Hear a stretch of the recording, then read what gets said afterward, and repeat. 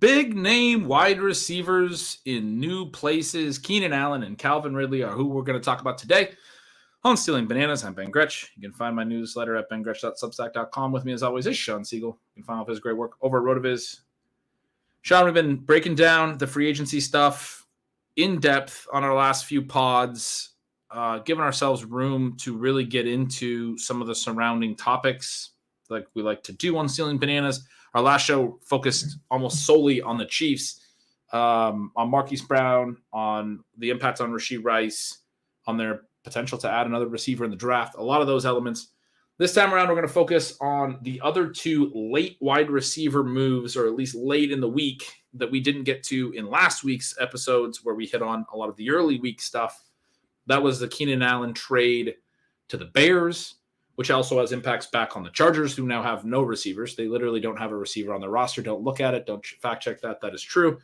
And Calvin Ridley leaving the Jaguars, who we talked a lot about as it related to Gabe Davis coming to town, but we weren't sure what Ridley might do or where he might land. He lands in Tennessee, which is interesting. Obviously, DeAndre Hopkins there. Lot to discuss for the Titans, for young Will Levis, what it will mean for them with the new coaching staff in 2024. How you doing? Good. I'm excited for Caleb Williams and all of the firepower that he's going to have. I am sad for him because he's going to have the offensive coordinator who thought the best use of Jackson Smith and Jigba was to have him walk 3 feet and stand next to a defender. But, I mean, if you're a Chicago Bears fan, I mean, you have DJ Moore and Keenan Allen. I mean, is this now the best wide receiver group in the NFL, even though obviously Allen is getting way up there in years? It's a good group. And I think it's interesting from a complementary skill set perspective, something we've talked about before. I'm a little bit concerned about how it all fits together, I would say. Keenan Allen is really good at drawing volume, and that's been true his entire career. It's been true across coordinators, across quarterbacks. They're going to have, in all likelihood, a rookie quarterback under center for the entirety of the year, and so everyone's going to be working with a new quarterback. It's not one of the situations where because he's the newcomer, the other guys have already worked with this quarterback before. Keenan Allen's coming off of a career high in targets per route run last year, and his best yards per route run since 2018. He was efficient on that. Strong rebound after a strong rebound in 2022. So I guess not really a rebound in 2023, just took it to another level and ran more routes. He was banged up some in 2022, but he showed us he was still very good that year. I think his addition isn't great for DJ Moore. We talked a little bit on the last show about how mobile quarterbacks can influence like targets per route run and per route run metrics because they will scramble a decent number of dropbacks. They might get sacked at a higher rate. No quarterback more so than Justin Fields, who takes sacks and scrambles at an incredibly high rate. That meant that the Chicago Bears per route run numbers were muted last year because a lot of dropbacks didn't even turn into pass attempts. So a lot of routes didn't have a target at all, or any yards gained or anything in the passing game. Higher percentage than any other quarterback you'll find, maybe ever. And as a result, DJ Moore's per route run stats aren't going to look as strong as some of the others around the league. And yet they were a lot stronger than the other players in this passing game, other than one Cole Kmet, who also was surprisingly pretty strong and looked like a really interesting draft pick to me in 2024, because I felt like on a per route run basis, he had a little bit of a breakout in 2023 in year 4. We know it takes a little longer for tight ends. He was a 21-year-old rookie back in 2020 when he came out. Shawn, you loved his profile. We've talked a lot about him over the years. Maybe not as big of an early career explosion as we would have expected. But last year, again, takes this step forward. Had some decent numbers in 2021 as well. But within the context of this offense, his step forward in some of the per route run numbers, for me, the targets per route run, the yards per route run was even more significant because a lot of his routes were, again, on plays where maybe Justin Fields took a sack. So he was really interesting and becomes less so because I'm talking about a player that I'm now less interested in because of Keenan Allen's addition. There's going to be overlap in ADOT between those two. There's some overlap in ADOT with DJ Moore and what he does well. He's kind of a guy who can win at all depths, but I think this maybe pushes him to a little bit more of a vertical role at times. I don't know. I'm curious how you think it fits together. It's a good group. Those three guys are all going to be really good together. It's obviously now one of the best situations that a number one pick has ever stepped into, because typically these teams aren't very good. But he's going to step into a situation where Keenan Allen is a very, very good target earning number one. DJ Moore is a very, very good, more efficiency based number one as well, in my opinion. Not as big of a target earner, but he's going to be explosive with the ball in his hands and those things. And that's why I think those two are very complementary of each other. And Cole Kmet looks like an ascending young tight end. And I always like to check out the pass location grid on the player stat page when we have these questions about how complementary are the players, or just trying to figure out how they've been used in the past, beyond the fact that, Ben, you and I watch all of these games, so we have a sense of, like, generally speaking, what it looks like. But then you go in and you dive into the numbers, and sometimes it's kind of eye-opening. And one of the things for Keenan Allen is that despite this sense that he's this sort of underneath dynamic player, he's been very effective to the deep parts of the field, the 15 plus as well, in terms of being able to actually convert some of those targets and then generate yards from them. But I mean, the area that he just stands out, so completely is that intermediate area, and to all parts of the field, the left, the middle, the right. He's been able to get to the deep right very effectively over a multi-year sample. So I think that part's interesting. And then you contrast it with DJ Moore, who really was just sensational last season, lined up on the left side of the field there. His intermediate yardage, over 400 yards, which, if you're not used to kind of breaking that down, if in one of the sections, left, right, center, in a specific depth, that intermediate depth, someone going over 400 yards just doesn't happen. It's absolutely insane, right? And you mentioned that because of Justin Fields' profile and how he's going to take a lot of sacks, he's also going to scramble for a lot of yards, that is going to hurt him. There's also this element that Justin Fields was such a magical fit specifically for DJ Moore, that last season Moore averaged just under 12 adjusted yards per attempt on targets from Fields, right? 103 targets there. And to give a little bit of a contrast, we know how much he struggled the previous season, right? His 47 targets from Baker Mayfield, who just obviously re-signs to the big contract there in Tampa Bay, 3.8, right? 3.8. Sam Darnold, who, maybe in the mix to do something for the Vikings, 154 targets from him in the previous season, and you get a 6.5, right? This element of having gotten so many targets from guys like Kyle Allen, 115, Teddy Bridgewater, 102. I mean, you're talking about him playing his career with the Panthers with passers who couldn't get him the ball. And I think everybody's familiar with that. But when you actually go in and look and see all these targets that he's gotten, it's both demoralizing to think what happened to the early portion of his career. It's encouraging how electric he was with Fields. I think that we have to recalibrate our expectations for rookies, or for how he's going to be with a rookie, even if that rookie is elite. And the fun part about drafting any Bears is just that you have this massive range of outcomes because you have the rookie QB. You and I did a couple shows on this last summer, talking about the risks that you have when an offense is going to be helmed by the rookie. And so we talked about CJ Stroud, Bryce Young, Anthony Richardson. And I mean, they hit obviously basically every super outlier outcome you could get, with CJ Stroud being one of the greatest rookies of all time, with Bryce Young putting his name in that mix to be one of the biggest busts of all time as a number one overall selection, who, was worse than guys like Zach Wilson. And then you look at Anthony Richardson just basically not getting to play. So the risk that we run with, the fantasy football project in general is simply that we overlearn the lessons of the previous year. How you see the Bears is going to depend a lot on which lesson you're overlearning, or if you are, because I think the tendency for most of us is going to be to think, well, Caleb Williams could be CJ Stroud. And if that's the case, then we're talking about a potential step forward for DJ Moore once he no longer has to deal with Justin Fields, not realizing that Justin Fields had been fantastic for him. We're thinking Keenan Allen can replicate what he did with the Chargers, and that this offense will end up being very concentrated with kind of the three guys that you mentioned. There are risks beyond that it won't be that concentrated, and or that you're not going to get the Stroud type of performance, and almost any other type of rookie performance is going to make these guys difficult in fantasy.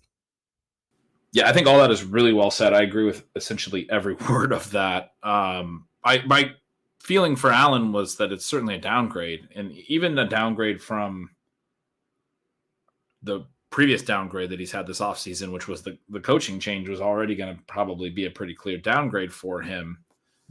But I think you would still want him in the Chargers' low volume offense with less competition than the wider range of outcomes in the Bears offense, but with also more competition, I think, for targets. Keenan Allen's one of the types that competition for targets is a dubious concept because he's going to earn his looks. But when you have a rookie quarterback that's going to cap things in certain ways, much the way that I was just talking about with scramblers, and you obviously just hit on this as well, there's certain profiles that are going to cap the overall volume, and then you also have other good players. There just is naturally an inability for everybody to get the looks that they might get in a different style of offense. Let's put it that way. And I mean, these two guys were number 5 and number 7 last year in Whopper, which, I mean, that doesn't necessarily tell you everything you need to know. But when we're talking about the size of the pie that each of those guys individually eat and then what it means for each other, it's just very difficult to end up with the same type of volume when both of those guys are together. It is something, again, where I think you have to give the Bears huge credit. And if you're trying to make sure that your rookie QB doesn't endure what Young endured last year, giving him these weapons is a fantastic place to start. Oh, this is very much the anti-Young in terms of the surrounding cast. Yeah, I agree with you on that as well. You definitely have to applaud it. Keenan Allen moving to Chicago leaves a huge hole in Los Angeles. But I think this is because they've watched the film and they're like, Quentin Johnston can get it done. Right. We're all in. Yeah, they're ready to go on Quentin Johnston. At least behind Quentin Johnston, at least behind Josh Palmer, who I've never been a big fan of. Sean, I don't think you are either. I think that's a stealing bananas strong agreement there. But set a career high in targets per route run this year and in yards per target. Both elements of the yards per route run profile was better than he's been in either of his first 2 seasons. Maybe showed a little bit of improvement. Maybe it was a step forward. The unfortunate thing is it's still not a strong body of work for his whole career. And for his whole career, he's had an elite quarterback, bottom of the barrel competition, and he did again this year. I mean, he played alongside Quentin Johnston, who we're joking about was obviously a pretty big bust and unfortunate outcome in his rookie year. And he's also been in a higher volume offense that is now going to be more run heavy. I think you can be interested or intrigued by Josh Palmer in a way that in the past I've been pretty adamant against him, but he's not probably going to be your star in a low volume Greg Roman run first offense where they went and got Gus Edwards. And yet the Chargers pick, 5th or 6th overall. Basically everybody is mocking that to now be a wide receiver. As soon as that trade went down, Keenan Allen moved. Mike Williams has walked. He hasn't signed anywhere as of this recording, but is not going to be back with the Chargers in all likelihood. He only ran about 100 routes last year, so one of the reasons there was, I'm saying such little target competition again last year. You had Keenan Allen dominating everything, but basically no one else really even running a lot of routes, which is another reason why Quentin Johnston really struggling to earn volume in addition to struggling to be efficient is all very bad because they needed him to step up in a way that he wasn't able to. The Chargers, for most of Justin Herbert's career, Sean, we've talked about how the Chargers needed to get him a good third weapon because Keenan Allen and Mike Williams were having a hard time staying healthy, and there was nothing behind them. They finally, this past offseason, used a first-round pick on Quentin Johnston, a wide receiver, to try to address that a little bit. They run into injuries again this year, particularly with Mike Williams.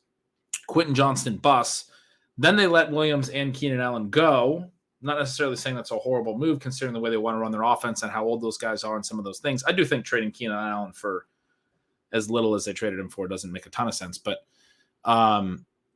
they're now left in a situation. Some of that was obviously cap related. They don't have a ton of money, but they're now left in a situation where they really do have nobody. I mean, Gerald Everett's gone as well. Austin Eckler's gone. These are the guys that have gotten all of their targets in the last few years. It's Joshua Palmer. It's Quentin Johnston. Some rookie is going to step into this situation, even in a very run-heavy offense, and have Justin Herbert and basically no one to compete with for targets. If that's Malik Neighbors, how high does he go? It's interesting when you look at Malik Neighbors because so many of the mocks right now believe that this is going to be a trade for the Vikings to get up there and take JJ McCarthy. You would think, based on the other elements at play, that if the Chargers actually do that they're going to give up Malik Neighbors. Now, maybe it's a situation where they're just as happy or they're close to enough as happy when you consider the extra trade capital that they would get as a result. Maybe they would just take Odunze or Bowers or even Brian Thomas and feel like the downgrade is not enough to make that be an issue. But post free agency, I kind of mocked out every single skill position group in the NFL to see where I thought these rookies were going to go. And there are two teams, Ben, who the RB1 and the wide receiver one would appear to be rookies. Those teams are the Chargers and the Giants, and they're sitting there in that 5-6 range in the draft. And that's going to be fascinating to track, as this develops. Neighbors isn't the only guy that you would necessarily be considering building your offense around, but it's exciting, I think, when you're drafting these guys this early, and it's probably the case. Although, there's nothing to stop the Chargers from saying, we'd like to move up for Marvin Harrison as opposed to move back, right? We get a sense of what everybody is doing in their mocks and then start to feel like there's inevitability to it. And then you realize even the guys who have sources and are trying to do it right before the draft don't know what's going to happen. So we want to keep that in mind. But when you look at this Chargers team, one of the things that you liked about Quentin Johnston last season, I say, the kind of universal is that, he was going to get to play with Justin Herbert. That turned out not to be enough for him. But these young rookie receivers, if they can come out and play, is a situation where they could step into the type of massive volume that the ADPs for Harrison and Neighbors already completely and totally imply. Do you buy that? So I mentioned a lot of the mocks are mocking this as a receiver. That's the ones that aren't doing the trade. I have seen the ones that are having him trade. I guess I don't buy it because I feel like the Chargers have such a clear need at receiver, and this is so clearly a strong receiver range. They don't seem like as much of a trade back fit to me, but the insiders would know better than me. I know the Vikings want to come up, but I don't know that the Chargers are going to want to come down when this is such a strong range of the draft for such a clear need for them. Do you buy that they might move back here? I think that they're going to build for the long term, and they're going to build out this team to where it has so much talent in the trenches. You've got the foundation QB. You're going to end up 3 years from now where they have so much draft capital. They're going to have fixed all of these different cap issues. And so I don't know that they're going to lean into this very first pick as being the one that has to fix the problems. But Neighbors is a guy who looks like an extraordinary prospect and, would probably be the wide receiver one in most drafts.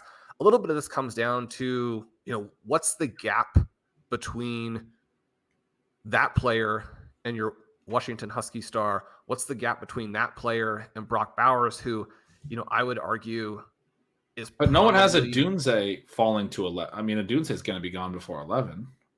Well, I mean, he can get into that 9, 10, 11 range. Yeah. And so maybe you have to move up a little bit. I mean, one of the things is just for both him and Bowers to be gone, which I think you could argue would make sense. You have to have teams ignoring the other positions that are also important, that are also needs. Yeah. And if the Vikings are trading up, it's another quarterback and it's pushing everyone down. Yeah. I mean, dude, if the Chargers trade back and a Dunze lands there, then I got to just draft a ton of a Dunze. So that I'll be excited. That would be awesome. I mean, there's a clear cut massive tier break between the 106 and the 107 right now in Fantasy Superflex rookie drafts in terms of projecting it. I do think that there's a possibility that by the time those drafts are actually happening, that the 107, the 108 end up being fantastic picks as well. Obviously, we're going to have a lot to discuss with the profiles of some of these rookie QBs beyond Caleb Williams. Then as we kind of close it out today, we talked a lot about Calvin Ridley as it related to the contrast between what he brought to the Jaguars and what Gabe Davis is going to bring to the Jaguars. But how does that then shift when we're talking about Calvin Ridley and being dropped into this? I mean, I don't want to say hilarious in a really mean-spirited way, but I mean, we now have a Tennessee Titans offense that is Will Levis, Tony Pollard, Tyjae Spears, Calvin Ridley, DeAndre Hopkins, and Treylon Burks. We've got overpaid, redundant running back situation. We've got a QB situation where they need to pull the plug and actually go for a guy this year, as opposed to another year of proving that a guy who's never been good can actually play QB. And then we have a vastly overpaid 29-year-old. We've got a guy in Hopkins who is a problem teammate, according to a variety of different things, and also is starting to look washed. And then very sadly, we have a first-round bust in Treylon Burks. I think you got to give the Titans a lot of credit for trying, right? And not just sitting around and thinking, wouldn't it be great if we're better. It's hard for me to see this offense and think that there's any kind of actual functionality to it with the pieces that they now have in place. That's kind of where I'm at as well. I don't really want anything to do with the Titans. And then you have a first-year head coach in Brian Callahan who is young. We like the young offensive-minded coaching hires. Comes from the Bengals. They've had some success. I think they've done some things schematically that have been forward-thinking for the most part, and yet I guess I'll just say that he's maybe not the most inspired version of that type of hire that I'm typically very excited about. But it could very well be wrong. I think he fits that type of group that you want to be in on. I think the hope is that he's going to be able to help Will Levis develop, but we did not see a lot of positive notes from. I mean, it's as you're sitting there naming all those players, it's like that's a lot of players to need to be successful that rely on Will Levis to not completely tank the offense, because if the quarterback's just not good, that's an issue. And that's an issue for the Bears as well. If Caleb Williams is just not good, and we aren't always certain with the way these guys are going to play out. The Caleb Williams hype has been very, very high. I think we all expect him to be very good, but he could have a really poor rookie season in a way that makes the Bears. We talked about that being a really wide range. It could make the Bears situation poor. Hopkins for me is interesting still in that he was very inefficient after the target, but he still earned targets per route at a really high rate. He's one of these guys where the targets per route run thing actually is, I think, really useful to dig into. He was actually at his highest targets per route run since 2017. Again, limited competition. We always throw that caveat in. But he's also been in a similar range, about 25%. He was at just over 26% in four of his previous 5 seasons. And so 5 of his previous 6 have been these really strong seasons. He looks like a guy who's still kind of chugging along and earning volume. Just the efficiency wasn't necessarily as strong. in part because you're talking about the quarterback and those things. But him turning 32 in June and Calvin Ridley being somebody who turns 30, I believe it's in like December. He's going into his age 30 season technically, but he's probably going to play most of the year in it's December. So he's playing most of the year at age 29. But Ridley didn't earn volume particularly well last year, was behind Christian Kirk and Evan Ingram per route, basically tied with Zay Jones.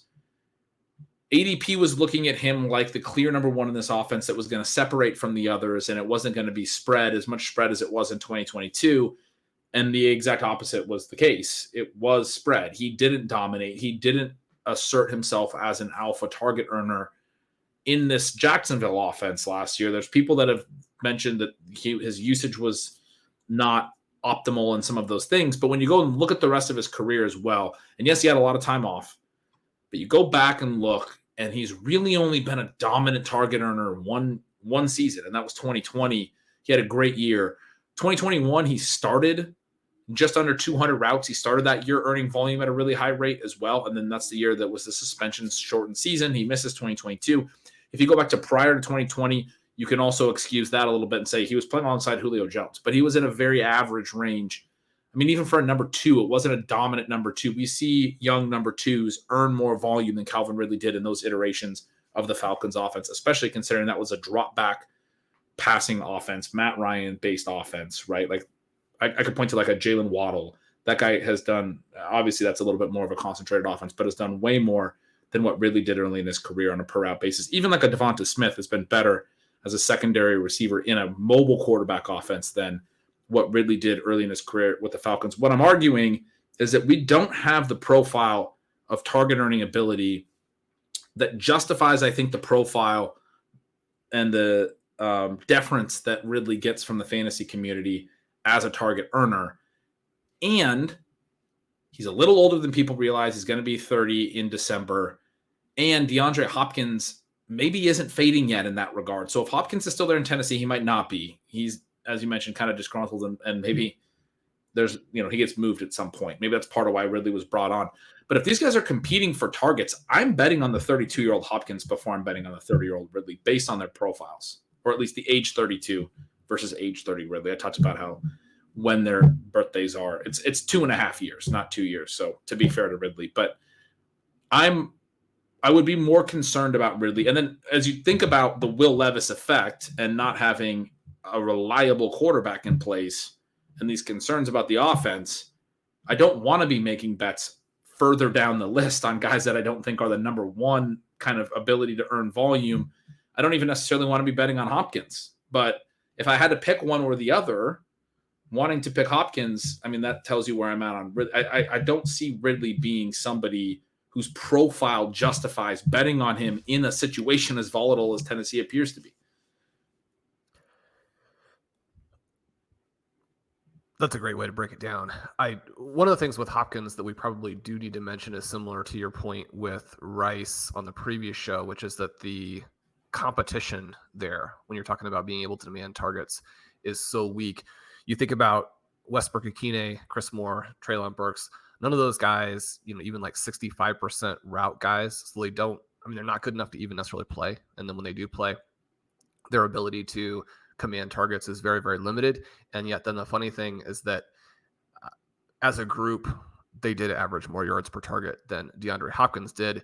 And that's despite the fact that his ADOT last season is in a pretty good place when you consider the moves that the way defenses have schemed, have forced some of these passing offenses. So I think there are concerns with him that Calvin Ridley will hurt him. And yet, I'm looking here at the price on Ridley going from that 65 range when things open in February all the way up to about 56, reaching, 55 even right before the contract is signed, and now he's headed back down into the 60s.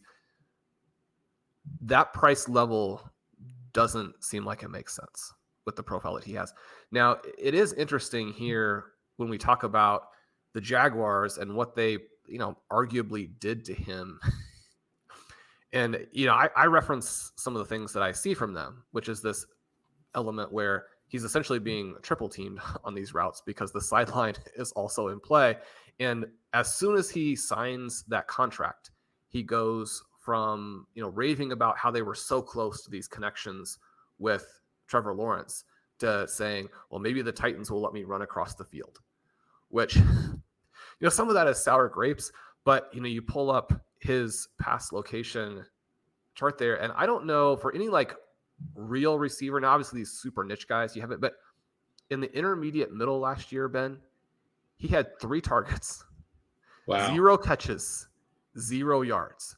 So at least according to the way that we chart the stuff or the providers that we use to present this information, 3 targets, 0 catches, 0 yards in 5 to 14 in the middle. Yeah, that's what I was going to say. That's what I still let me run across the middle. I mean, there's some justification for him to be tweeting that. Yeah, that's what I thought, and I was going to ask for clarification. Is how you guys define intermediate? 5 to 15 is a range that you would expect a high volume receiver like Calvin Ridley to have had a reception in the middle of the field. It's a pretty big range. So you want to get into the situation as a team where you're not relying on 30-year-old receivers who I think are clearly on the downward. Because one of the things here is that even if these guys play decently in 2024, they're not going to be around for Will Levis if he's the answer. There's no way that all of these guys can be the answer in concert to build this team. And that's despite the fact that Ridley, is on a contract that does take him somewhat into the future with them. And one of the things that you then see is the kind of downstream effects of missing on your pick. Because with Treylon Burks almost certainly not being the guy. Now, there have been extenuating circumstances. He's been hurt. He's gotten probably, poor play calling and scheme for him. He's gotten poor quarterback play, but you have to be able to show more than what he has demonstrated through these first 2 years for people to think you've got any chance. And at the very least, what we have with Ridley and Hopkins, even if they're not successful in their own right, I mean, they've now almost completely stepped on any opportunity for Burks to emerge.